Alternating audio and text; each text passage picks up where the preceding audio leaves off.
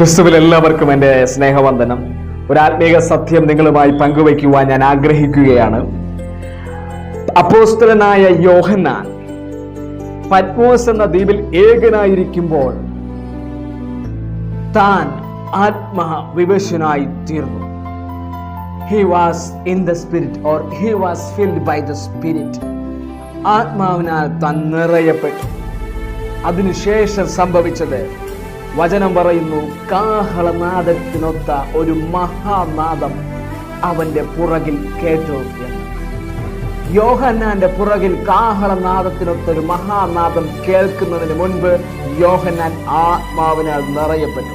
ഇന്ന് രാത്രി എന്നെ കേൾക്കുന്ന മാന്യ സ്നേഹിത, നിന്നോട് ദൈവം സംസാരിക്കണമെങ്കിൽ, ദൈവ ശബ്ദം നിനക്ക് കേൾക്കണമെങ്കിൽ, you should be filled by the spirit. നിങ്ങൾ ആത്മാവിനാൽ നിറയപ്പെടണം. പരിശുദ്ധ ആത്മാവിനാൽ നിറയപ്പെടുവാൻ തക്കവണ്ണം ഇടയായിത്തീരണം.